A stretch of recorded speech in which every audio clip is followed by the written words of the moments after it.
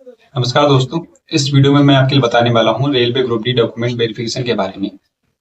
हमारे मन में बहुत सारे डाउट्स रहते हैं कि ये डॉक्यूमेंट वेरिफिकेशन क्या होता है, कैसे होता है। जिस दिन हमको दिया गया है डॉक्यूमेंट वेरिफिकेशन का, उस दिन ना जा पाए तो क्या होगा। हमारा अगर जाति प्रमाण पत्र सेंट्रल करना बनाओ तो क्या होगा। इन सब क्वेश्चंस के मैं आपके लिए जवाब देने वाला हूँ इस वीडियो में, तो वीडियो को लास्ट तक जरूर देखिएगा। वीडियो थोड़ी सी लंबी हो जाएगी लेकिन आपके लिए बहुत ही हेल्पफुल होगी। ठीक है, अब सबसे पहले हम बात करते हैं कि हमारे कुछ व्यूअर्स के डाउट हैं कि फिजिकल और मेडिकल क्या एक ही दिन होते हैं। ठीक है, तो नहीं, ऐसा नहीं होता है। मैं आपके लिए पूरी प्रक्रिया समझाता हूँ ग्रुप डी के एग्जाम की क्या होती है। सबसे पहली बात तो आपका सीबीटी एग्जाम जो कंप्यूटर बेस्ड टेस्ट जो चल रहा है, वह जब आप पास कर लेंगे उसके बाद आपका फिजिकल होता है। ठीक है, फिजिकल जब आप पास कर लेते हैं उसका उसी दिन रिजल्ट आ जाता है जिस दिन आप फिजिकल पास करेंगे। उसके बाद जो है आपके लिए ईमेल के थ्रू डॉक्यूमेंट वेरिफिकेशन का स्थान दिया जाता है। आपके लिए यहाँ पर अपना डॉक्यूमेंट वेरिफिकेशन कराना है। ठीक है, जब आप डॉक्यूमेंट वेरिफिकेशन आपका सफलतापूर्वक हो जाता है उसके बाद उसी दिन आपके लिए एक मेडिकल मेमो दे दिया जाएगा। ठीक है, और आपको जगह बता दी जाएगी, आप इस जगह जो है अपना मेडिकल जाके करा लीजिए। रेलवे के हॉस्पिटल में वो लोग मेडिकल कराते हैं। ठीक है, और जब आपका मेडिकल भी अच्छे से हो जाता है फिर आपके लिए फाइनली ज्वाइनिंग के लिए बुला लिया जाता है। ठीक, अब चलिए हम बात करते हैं इस वीडियो के बारे में कि डॉक्यूमेंट वेरिफिकेशन क्या है। तो डॉक्यूमेंट वेरिफिकेशन जो है, जब आप एग्जाम पास कर लेते हैं और फिजिकल पास कर लेते हैं उसके बाद की एक प्रक्रिया है जिसमें रेलवे चेक करता है कि आपने जो भी अपने डॉक्यूमेंट्स रेलवे के फॉर्म में डाले हैं क्या वह बिल्कुल सही सही हैं या नहीं। ठीक है, तो उसी को हम कहते हैं डॉक्यूमेंट वेरिफिकेशन।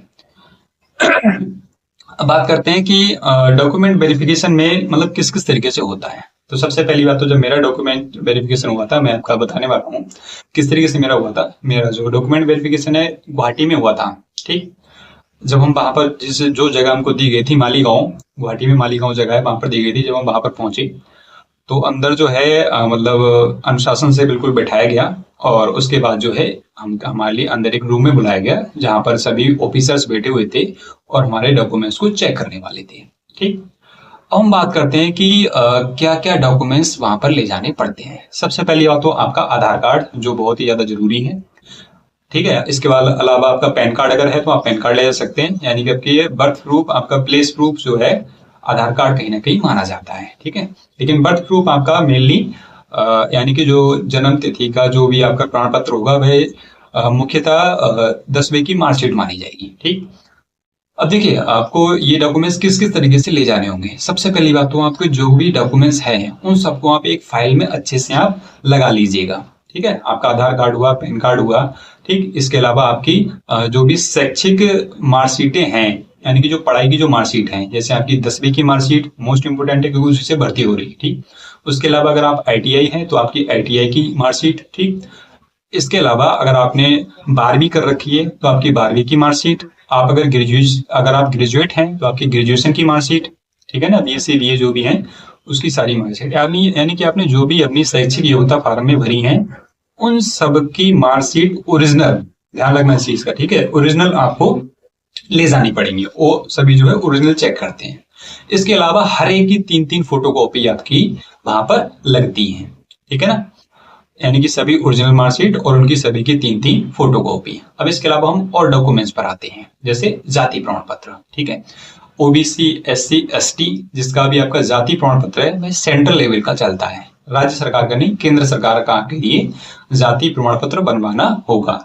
आप सोच रहे हैं मैं अभी से ये सब बातें क्यों बता रहा हूँ, क्योंकि कई बार क्या होता है छोटी सी मिस्टेक अगर हमारे डॉक्यूमेंट्स में रह जाती है तो नौकरी से हम हाथ धो बैठते हैं। तो अभी बहुत सारा समय है, अगर आधार कार्ड में किसी की जन्म तिथि अलग है और 10वीं की मार्कशीट में अलग है तो आप उनको अभी से सही करा सकते हैं, इसीलिए मैं ये वीडियो भी बना रहा हूँ। ठीक है, तो मैंने आपके डॉक्यूमेंट्स बताए, आधार कार्ड, 10वीं की मार्कशीट। ठीक है, इसके अलावा जो है 12वीं की मार्कशीट, आईटीआई है तो आईटीआई की मार्कशीट।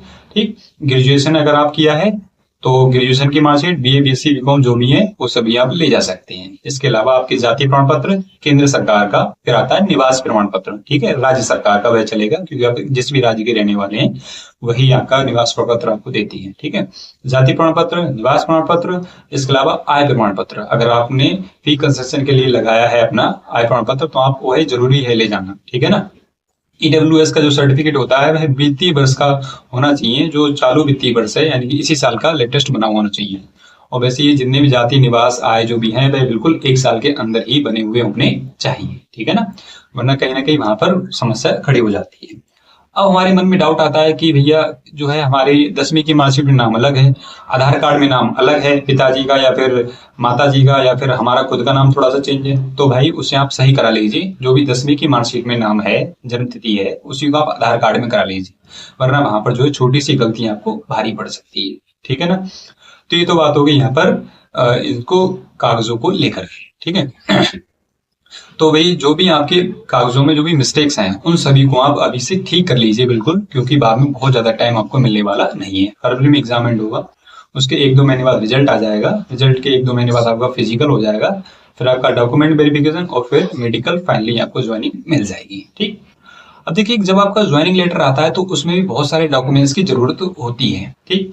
जैसे उसमें जो है आपका चरित्र प्रमाण पत्र बनवाना होता है। वह जो है एक तो आपका जहां पर आपने लास्ट कॉलेज किया था या फिर जहां पर आप लास्ट बार आपने स्कूल या कॉलेज हो जहां पर आपने छोड़ा है, उस कॉलेज के प्रिंसिपल से आपको एक चरित्र प्रमाण पत्र बनवाना होता है। एक जो है जिला अधिकारी कार्यालय से आपको चरित्र प्रमाण पत्र बनवाना होता है, और एक अपने एरिया के जो भी आपके गजेटेड अधिकारी हैं, राजपत्रित अधिकारी, यानी जिनकी साइन मोहर पूरे भारत में चलती है, उनसे एक चरित्र प्रमाण पत्र बनवाना होता है। कैसे कैसे बनवाया था मैंने खुद बनवाया है, ठीक है। मेरी रेलवे ग्रुप डी 2023 की ज्वाइनिंग है, तो अगर आपको ये जानना है तो आप कमेंट बॉक्स में कमेंट कीजिएगा, मैं नेक्स्ट वीडियो में आपके लिए बता दूंगा, ठीक। तो ये सारे डॉक्यूमेंट्स जो है इसमें लगते हैं रेलवे में और चेक किए जाते हैं, ठीक। तो इस तरीके से ही ये सारा डॉक्यूमेंट्स वेरिफिकेशन का प्रोसेस पूरा होता है, और इसमें बहुत ज्यादा जो है इसमें हमारी पैनिक होने की यानी घबराने की जरूरत नहीं है। हाँ, बिल्कुल शांत मन से जाइएगा, ठीक है। ये तो सभी डॉक्यूमेंट्स की मैंने बात कर दी, इसके अलावा आपके लेटेस्ट फोटो 10 से 20 फोटो आप जरूर ले जाइएगा, ठीक है, उनकी भी जरूरत वहां पर पड़ती है, ठीक। तो ये सारे डॉक्यूमेंट्स के बारे में मैंने बता दिया। आपको वहां पर पहुंचना है, अनुशासन में रहना है, बहुत ज्यादा परेशानी नहीं होना है, बिल्कुल आपके अगर सभी डॉक्यूमेंट्स ठीक ठाक हैं तो बिल्कुल आराम से आपका डॉक्यूमेंट वेरिफिकेशन हो जाएगा। अब देखिए बात आती है, क्या हम एक दिन लेट हो गए डॉक्यूमेंट वेरिफिकेशन में तो क्या हमारे लिए हमारी नौकरी चली जाएगी? तो भाई रेलवे बहुत कम चांस देता है, बिल्कुल आपकी नौकरी जा भी सकती है। आप उसमें फिर अगर आपने डॉक्यूमेंट वेरिफिकेशन नहीं कराया तो आप रिजेक्ट भी वहां पर हो सकते हैं, ठीक है। तो टाइम से पहुंचिएगा, जिस दिन आपको डॉक्यूमेंट वेरिफिकेशन का जो दिन दिया गया है आप उसी टाइम पे उसी दिन पे आप वहां पर पहुंच जाइएगा, ठीक है। तो ये सारी चीजें थी यहाँ पर डॉक्यूमेंट्स वेरिफिकेशन के बारे में। इसके अलावा चरित्र प्रमाण पत्र कैसे बनवाते हैं, ठीक है, और एक ऑफलाइन भी जाति प्रमाण पत्र बनता है जिला अधिकारी कार्यालय से, तो वह भी आपके लिए रेलवे के फॉर्मेट पे बनवाना होता है। किस तरीके से बनवाना होता है आप कमेंट बॉक्स में कमेंट कीजिएगा, मैं इन सब चीजों के बारे में एक अगली वीडियो में बता दूंगा, क्योंकि ये वीडियो और ज्यादा लंबी हो जाएगी जो कि हम नहीं करना चाहते हैं, ठीक है भाई। तो आशा करते हैं ये वीडियो आपके लिए अच्छी लगी होगी और कहीं ना कहीं हेल्पफुल भी रही होगी। तो अगर आपको वीडियो अच्छी लगी हो तो आप हमारी वीडियो को लाइक शेयर जरूर कीजिएगा व हमारे चैनल को सब्सक्राइब भी कीजिएगा। और मैं इसी तरीके के रेलवे से रिलेटेड बहुत सारे कंटेंट इस चैनल पे डालते रहता हूँ, ठीक है। तो उसके लिए आप हमारे चैनल को सब्सक्राइब करके रखिएगा, जिससे कि आने वाली वीडियोस की अपडेट आप तक पहुंच सके, ठीक। और मैंने आपके लिए बता दिया इसमें डॉक्यूमेंट्स वेरिफिकेशन क्या होता है, रेलवे के एग्जाम में क्या क्या प्रोसेस रहते हैं, ठीक है। तो आशा करते हैं वीडियो आपको पसंद आई होगी, ठीक। इस वीडियो को यहीं पर हम समाप्त करते हैं, ठीक है। बाय, जय हिंद।